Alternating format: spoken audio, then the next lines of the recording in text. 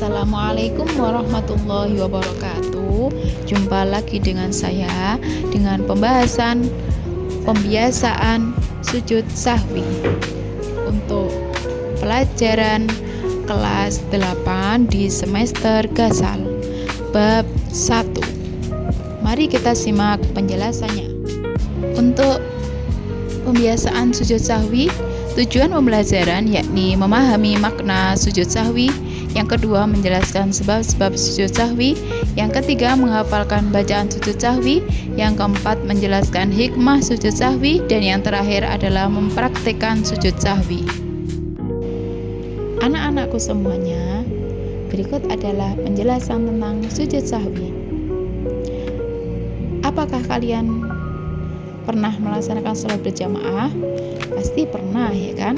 Nah, sekarang apakah kalian sering atau pernah menemukan seorang imam melakukan 2 kali sujud sebelum atau sesudah salam?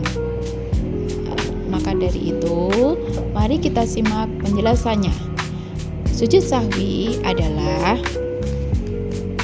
sujud 2 kali yang dilakukan karena seseorang meninggalkan sunnah ab'ad, kekurangan atau kelebihan jumlah rakaat, maupun ragu-ragu jumlah rakaat dalam sholat yang dikerjakan. Setelah kita mengetahui pengertian sujud sahwi, kemudian apa hukum sujud sahwi? Hukum sujud sahwi adalah sunnah. Sabda Rasulullah Shallallahu Alaihi Wasallam dalam hadis beliau, An Abi Sa'id Al-Khudri radhiyallahu anhu qala Rasulullah sallallahu alaihi wasallam, idza syakka ahadukum fi sholatihi falam yadri kam shalla salasan am arba'an falyatrah asyak wal yabni ala mastaikona summa yahjudu sajdataini qabla an yusallima fa in kana shalla khamsan syafa'na lahu sholatahu wa in kana shalla itmaman li arba' kanata tarhiman lisyaiton. Artinya, dari Abi Sa'id Al-Khudri radhiyallahu an berkata, Rasulullah Shallallahu alaihi wasallam bersabda, apabila salah seorang dari kalian merasa ragu dalam sholatnya dan tidak mengetahui berapa rakaat dia sholat, 3 ataukah 4 rakaat, maka buanglah keraguan dan ambillah yang yakin. Kemudian sujudlah 2 kali sebelum salam. Jika ternyata dia sholat 5 rakaat, maka sujudnya telah menggenapkan sholatnya. Lalu jika ternyata sholatnya memang 4 rakaat, maka sujudnya itu adalah sebagai penghinaan bagi setan. Hadis riwayat Muslim. Waktu pelaksanaan sujud sahwi adalah setelah tahiyat akhir sebelum salam dengan 2 kali sujud. Namun dalam kondisi tertentu sujud sahwi dapat dilakukan setelah salam. Adapun bacaan sujud sahwi yaitu Subhanaman la yanamu wa la yasu, dibaca 3 kali. Penjelasan selanjutnya yaitu tentang sebab-sebab sujud sahwi. Yang pertama yaitu meninggalkan sunnah ab'ad, yaitu amalan sunnah yang apabila tertinggal maka disunahkan sujud sahwi. Yang kedua, ragu-ragu meninggalkan sunnah ab'ad. Yang ketiga, menambah rukun sholat dengan sengaja, seperti rukuk 2 kali, atau berdiri di waktu ia harus duduk, atau sholat 5 rakaat pada sholat duhur misalnya, maka disunahkan sujud sahwi. Yang keempat yaitu memindahkan rukun qauli bukan pada tempatnya.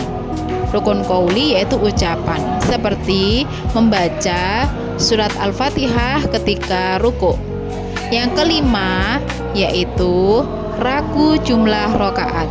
Contohnya ketika ragu apakah baru 3 rakaat atau sudah 4 rakaat, maka yang ditetapkan adalah 3 rakaat, lalu menambah 1 rakaat lagi dan sujud sahwi sebelum salam. Apakah kalian semua sudah mengetahui apa itu sunnah ab'ad? Tadi sudah Ibu jelaskan di sebab-sebab sujud sahwi bahwa sunnah abaat adalah amalan sunnah yang apabila tertinggal maka disunahkan sujud sahwi. Nah, sekarang macam-macam sunnah abaat. Yang pertama yaitu tasyahud, yang kedua duduk tasyahud awal, yang ketiga membaca sholawat Nabi pada waktu tasyahud awal, yang keempat sholawat ahlul bait pada tasyahud akhir, yang kelima kunut. Kapan sujud sahwi itu dilakukan? Apakah sujud sahwi dilakukan setelah salam ataukah sebelum salam? Nah, ternyata sujud sahwi itu ada yang dilakukan setelah salam dan ada juga yang dilakukan sebelum salam. Mari kita simak. Sujud sahwi dilakukan sebelum salam apabila lupa mengerjakan sunnah abaat dan teringat sebelum salam. Yang kedua, ragu terhadap hitungan jumlah rakaat sholat yang sedang dikerjakan, dan musolli yaitu orang yang sholat tidak yakin mengenai hitungan jumlah rakaat. Sujud sahwi dilakukan setelah salam apabila terdapat penambahan jumlah rakaat sholat. Yang kedua, terdapat penambahan gerakan dalam sholat. Yang ketiga, ragu dan bisa menentukan mana yang lebih meyakinkan. Banyak hikmah yang dapat kita ambil dari pelaksanaan sujud sahwi. Di antaranya, 1. Menjauhkan diri dari sikap sombong dan takabur. Yang kedua, menumbuhkan sikap rendah diri di hadapan Allah Subhanahu wa Ta'ala. Yang ketiga, menumbuhkan kesadaran akan kelemahan kita sebagai hamba, sekaligus kesadaran akan keagungan Allah yang Maha Kuasa. Yang keempat, menyadarkan bahwa manusia adalah yang sering salah dan lupa, sehingga harus banyak mohon ampun kepada Allah Subhanahu wa Ta'ala.